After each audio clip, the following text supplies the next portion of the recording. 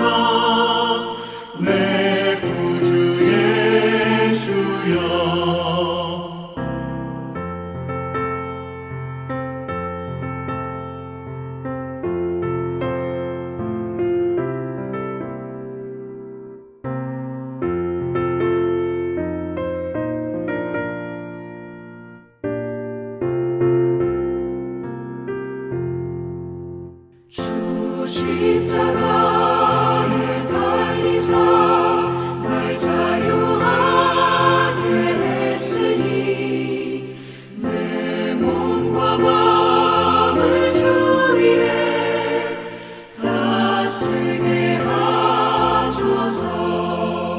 나 구주 위에 살리라. 내 기쁨 한량 없으니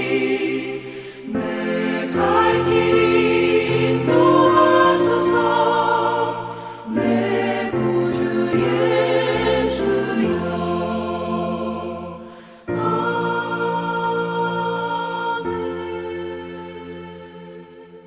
이제 하나님의 말씀을 함께 읽겠습니다. 출애굽기 20장 18절부터 26절요. 18절을 제가 먼저 읽고요. 한 절씩 교독하겠습니다. 온 백성이 전둥 소리와 번개와 나팔 소리를 듣고 산의 연기를 보았다. 백성은 그것을 보고 두려워 떨며 멀찍이 물러섰다. 그들은 모세에게 말하였다. 어른께서 우리에게 말씀하십시오. 우리가 듣겠습니다. 하나님이 직접 우리에게 말씀하시면 우리는 죽습니다. 모세가 백성에게 말하였다. 두려워하지 마십시오. 하나님이 당신들을 시험하시려고 나타나신 것이며 당신들이 여호와를 두려워하여 죄를 짓지 못하게 하시려고 나타나신 것입니다. 백성은 멀리 떨어져 서 있고 모세는 하나님이 계시는 먹구름이 있는 곳으로 가까이 갔다. 여호와께서 모세에게 말씀하셨다. 너는 이스라엘 자손에게 이렇게 말하여라. 내가 하늘에서부터 너희에게 말하는 것을 너희는 다 보았다. 너희는 나밖에 다른 신을 섬기려고 은이나 금으로 신들의 상을 만들지 못한다. 나에게 제물을 바치려거든 너희는 흙으로 제단을 쌓고 그 위에다 번제와 화목제물로 너희의 양과 소를 바쳐라. 너희가 나의 이름을 기억하고 예배하였도록 내가 정하여 준 곳이면 어디든지 내가 가서 너희에게 복을 주겠다. 너희가 나에게 제물 바칠 제단을 돌로 쌓고자 할 때에는 다듬은 돌을 써서는 안 된다. 너희가 돌에 정을 대면 그 돌이 부정을 타게 된다. 너희는 제단에 층계를 놓아서는 안 된다. 그것을 밟고 올랐을 때에 너희의 알몸이 드러나서는 안 되기 때문이다. 아멘. 오늘의 말씀을 통해서 우리가 받아야 할 교훈을 마음에 간직하기를 원합니다. 첫째, 크신 하나님이 이스라엘을 찾아오시고 또 말씀하여 주십니다. 너무나 크신 하나님, 감히 우리가 우러러볼 수 없는 하나님, 그런데 그 하나님이 우리에게 오셔서 친히 말씀하여 주십니다. 당신을 우리에게 알려주시고 우리와 교제하기를 원하십니다. 우리를 사랑하여 주시고 또 우리의 사랑을 간절히 바라고 있습니다. 사실 하나님이 뭐가 아쉬워서 그래야 하나 이해가 안 됩니다. 오직 하나님의 설명할 수 없는 사랑만이 그 유일한 대답이요 이유가 됩니다. 그 하나님이 당신과 우리와 교제하기를 원하십니다. 사랑을 나누시기를 원합니다. 그 크신 하나님이 인간의 천하고 천한 언어를 통하여 당신을 보여주시고 당신을 알려주시고 당신의 뜻을 전하여 주고 계십니다. 하나님은 이처럼 스스로를 낮추어서 우리에게 내려오시고 찾아오셨기 때문에 우리가 하나님을 만나기 위해서도 오직 겸손히 나아가야 합니다. 하나님이 자신을 낮추어 우리에게 사랑으로 다가오셨는데 우리가 어떻게 하나님 앞에 겸손하지 않을 수 있겠습니까? 우리 모두 더욱더 낮은 자세로 더욱더 진실한 모습으로 우리 하나님 앞에 우리의 사랑을 드리도록 합시다. 둘째, 이스라엘은 자신을 찾아오시는 하나님을 감히 자신들의 모습으로는 맞을 수 없다라고 하는 것을 직감적으로 알고 두려워했습니다. 거룩하신 하나님 앞에 그대로 서게 되면 죽을 수밖에 없는 더러운 존재임을 죄인이라고 하는 것을 그들은 직감적으로 알았던 것입니다. 그래서 그들은 모세에게 자신들과 하나님 사이의 중보자가 되어서 하나님의 말씀을 대신 전해달라고 요청합니다. 계속 말씀드리지만 이 두려움과 경외감이 하나님의 영광을 맛보는 사람이 경험하는 당연한 감정입니다. 우리는 하나님 앞에서 당연히 두려워하며 떨 수밖에 없습니다. 아무리 선한 사람이라도 온전하시고 거룩하시며 완전한 빛이신 하나님의 그 광대하심 앞에 두려워하지 않을 수 있는 존재는 아무도 없습니다. 하나님의 존재는 그 어떤 피조물도 감당할 수 없기 때문입니다. 사실 모세라고 해서 하나님과 이스라엘의 중보자가 될 수 있는 자격을 갖추고 있는 것이 아닙니다. 그럼에도 불구하고 지금 모세가 하나님의 말씀을 이스라엘에게 전하여 주는 중개자의 역할을 감당할 수 있는 이유가 무엇입니까? 모세가 자격이 있어서가 아닙니다. 그저 하나님이 모세를 그렇게 사용해 주시기 때문에, 인정해 주시기 때문입니다. 모세는 온전한 중보자가 아니기 때문에 그저 하나님의 말씀을 전달해 주는 전달자의 역할밖에 할 수 없습니다. 그러나 그럼에도 불구하고 자비로우시고 은혜로우신 하나님께서는 모세가 이스라엘의 죄를 짊어지고 하나님 앞에 자비와 용서를 구할 때 모세의 기도를 들어주시고 이스라엘을 용서해 주셨습니다. 그것은 모세가 자격이 있어서가 아닙니다. 하나님이 그렇게 은혜를 베풀어 주셨기 때문입니다. 그런데 하나님은 우리에게 이제 모세처럼 불완전한 중보자가 아니라 완전한 중보자를 보내주셨습니다. 바로 예수 그리스도입니다. 예수님은 중보자이면서 제물이 되시고 또 제물을 받으시는 하나님이시기도 합니다. 우리는 우리의 제물이 되시는 예수님을 통하여 우리의 모든 죄를 다 씻음받고 하나님의 자녀가 되는 건세를 얻습니다. 그리고 우리는 우리의 대제사장이 되시는 예수님을 힘입어 때를 따라 돕는 하나님의 은혜를 얻기 위하여 하나님의 은혜의 보좌 앞으로 언제든지 얼마든지 당당하게 나아갈 수 있게 되었습니다. 우리가 하나님께 기도할 때에 예수님은 지금도 살아계셔서 하나님의 보좌 후연에서 우리를 위해 성령님과 더불어 친히 간구하여 주고 계십니다. 그러므로 모세보다 100배, 1000배, 만배, 억만배나 더 위대하신 예수님을 날마다 의지하며 하나님께 나아가는 우리 모두가 되시기를 간절히 바라고 기도합니다. 셋째는요, 하나님께서 우리에게 가장 원하시는 것은 우리의 사랑과 경배와 예배입니다. 부모가 자녀에게 가장 바라는 것이 무엇이겠습니까? 자녀로부터 내 엄마 아빠가 내가 이 세상에서 가장 사랑한다, 사랑하는 존재다 라고 하는 고백을 듣는 것이 아니겠습니까? 엄마 아빠의 수고에 대해 진심으로 감사해주고 엄마 아빠를 진심으로 존경하고 높이는 것이 아니겠습니까? 우리의 하늘 아버지 되시는 하나님도 당신의 자녀들인 우리에게서 가장 원하는 것은 바로 이러한 것입니다. 하나님은 우리의 사랑을 원합니다. 감사를 바랍니다. 높임을 기대합니다. 경배와 찬양을 바라고 있습니다. 그래서 하나님은 십계명이 끝나고 이제 본격적으로 좀 더 구체적인 언약의 규례를 시작하면서 그 첫 번째를 하나님을 예배하는 규례를 다시 강조해 주고 계시는 것입니다. 좀 더 우리가 구체적으로 하나님께서 이스라엘에게 어떻게 하나님을 예배하기를 원하는지, 우리가 하나님을 어떻게 섬기기를 원하는지 그것을 살펴보기를 원합니다. 첫째 23절인데요. 너희는 나밖에 다른 신들을 섬기려고 은이나 금으로 신들의 상을 만들지 못한다. 오직 하나님만을 사랑하고 섬기라는 것입니다. 다른 어떤 신이나 이 세상의 어떤 것으로 하나님을 대신하여 하나님처럼 사랑하고 의지하고 섬겨서는 안 된다라고 말씀합니다. 요한일서 2장 15절부터 16절은 이것을 우리에게 이렇게 새롭게 설명을 해주고 있습니다. 여러분은 세상이나 세상에 속한 것들을 사랑하지 마십시오. 다른 신이 무엇입니까? 바로 세상이나 세상에 속한 것들입니다. 자, 누구든지 세상을 사랑하면 그 사람에게는 하나님 아버지에 대한 사랑이 없습니다. 세상에 있는 모든 것, 곧 육신의 정욕과 눈의 욕심과 삶에 대한 자랑은 모두 아버지에게서 나온 것이 아니라 세상에서 나온 것입니다. 자, 여러분, 그러므로 세상이나 세상에 속한 것을 사랑하거나 또 세상의 것들을 하나님처럼 의지해서는 안 될 것입니다. 세상의 것들은 대단해 보여도 그러나 아침 안개처럼 곧 사라지고 말 것들입니다. 허망하고 약한 것들임을 하나님은 경고하십니다.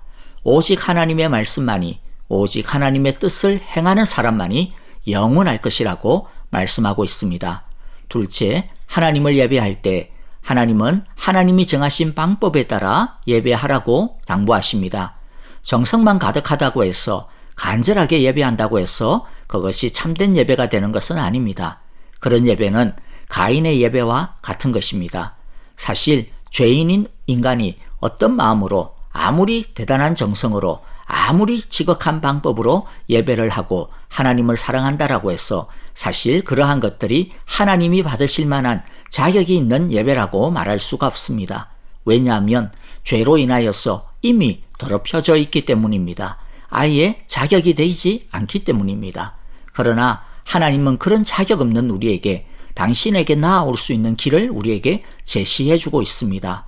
그냥 하나님에 대한 정성과 믿음과 정성으로 사랑으로 나아가면 되지. 그런데 왜 굳이 그러한 어떤 특정한 방법만을 제시하시고 그 방법만을 따르라고 하실까요? 그것은 우리를 시험하기 위해서입니다. 진짜 하나님을 사랑하는지, 진짜 하나님을 존경하는지, 진짜 하나님을 믿는지 우리를 시험하기 위해서입니다. 믿음이란 철저하게 하나님에게 순종하고 순복하는 것입니다. 내 생각에는 이렇게 예배하는 것이 더 좋을 것 같은데, 내 생각에는 이렇게 하나님을 찾으면 더 좋을 것 같은데 왜 굳이 뭐 꼭 하나님이 원하는 대로 해야 되나? 여러분, 그렇게 내 생각대로 하는 것은 사실 하나님을 바라보는 것이 아닙니다. 이미 자기 자신이 중심이 되어 하나님을 찾고 있는 것입니다. 믿음이란 자신이 생각하는 것이 아닙니다. 하나님이 원하시는 대로 내 생각이 아니어도 내 판단과는 좀 달라도 하나님이 말씀하시는 대로 하는 것이 믿음입니다. 철저하게 하나님 중심이 되는 것입니다. 하나님의 방식을, 하나님의 길을 지키느냐 아니냐, 그것에 의해서 사실 이미 그 사람의 믿음이 어떤 믿음인지 드러나는 것입니다.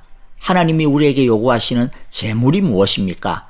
양과 소의 피입니다. 즉 어린 양이신 예수님의 피입니다. 하나님께서 받으실 만한 제물은 우리의 믿음이, 우리의 예배가 참된 예배가 되기 위한 방식은 오직 예수의 이름으로 예수님의 피를 힘입어 나아가는 것밖에 없습니다. 사람들은 다른 방법도 얼마든지 있다. 그것만이냐? 다른 방법으로도 우리의 힘으로도 하나님께 나갈 수 있다. 이 세상의 종교들은 그렇게 말합니다마는, 그러나 성경은, 하나님은 오직 하나의 길밖에 없다라고 말씀합니다. 예수님이 친히 말씀하신 것처럼 하나님께 나아가는 길은 오직 예수님만이 유일한 길이며 유일한 진리이며 유일한 생명입니다. 베드로의 고백에 우리 모두가 아멘으로 답하기를 원합니다. 사도행전 4장 12절에 의하니까 이 예수밖에는 다른 아무에게도 구원은 없습니다. 사람들에게 주신 이름 가운데 우리가 의지하여 구원을 얻어야 할 이름은 하늘 아래에 이 이름밖에, 예수님의 이름밖에 다른 이름이 없습니다. 아멘. 세 번째, 하나님은 제단을 쌓을 때도 주변 다른 종교들처럼 화려하게 제단을 만들지 말라고 합니다. 그냥 흙으로 쌓으라고 합니다. 돌로 혹시라도 제단을 만들 때에도 돌을 다듬지 말고 있는 그대로 쌓으라고 합니다. 사람들은 화려함, 웅장함, 멋있게 보이는 그것을 통해서 하나님이 받아주실 예배라고 착각을 합니다. 그러나 하나님이 원하시는 예배는 그런 인위적인 것이 아닙니다. 있는 모습 그대로입니다. 우리의 있는 모습 그대로 하나님에게 나아오는 것입니다. 죄가 있으면 죄 있는 모습 그대로 하나님 앞에 자비와 긍휼을 바라보고 나아오는 것입니다. 그러면 하나님께서 우리의 있는 모습 그대로 받아주시고 새롭게 해주실 것입니다. 말씀을 마무리하겠습니다. 광대하신 하나님은 우리에게 내려오셨습니다. 우리에게 말씀하여 주시기 위하여 우리의 사랑을 바라며 우리를 찾아오셨습니다. 우리 모두 예수님의 이름과 그의 피를 힘입어 우리의 있는 모습 그대로 하나님께 진실된 사랑으로 날마다 하나님께 감사하며 하나님을 높이며 하나님께 간구하며 나아가는 하나님을 기쁘시게 해드리는 예배자가 되기를 간절히 바라고 기도합니다. 아멘. 이제 헌신의 찬양과 더불어 오늘의 말씀을 마음에 새기면서 헌신의 기도와 중보의 기도를 드리도록 합시다. 감사할 것은 감사하고 회개할 것은 회개하며 헌신하고 결단할 것은 헌신하고 결단하는 기도를 드립시다. 아프신 형제자매들을 위해 기도해 주실 때 박정은 집사님 항암치료 깨끗하게 치유되게 하소서라고 기도해 주시고요. 오랜 병상 중에 있는 박윤경 전도사님 주님께서 여종을 긍휼히 여기시사 고쳐주시고 세임 주소서라고 기도해 주시기를 바랍니다. 정계자 전도사님과 노창득 권사님, 이두상 집사님과 김윤호 아기 여러분들 위해서도 계속 사랑의 기도 부탁드리고요. 미얀마를 위하여서도 계속 기도 부탁드립니다. 내일 주일 예배입니다. 특별히 하나님을 높이고 사랑하는 예배자가 되기를 우리 함께 바라는 귀한 날이 되기를 바랍니다. 안녕히 계십시오. 감사합니다.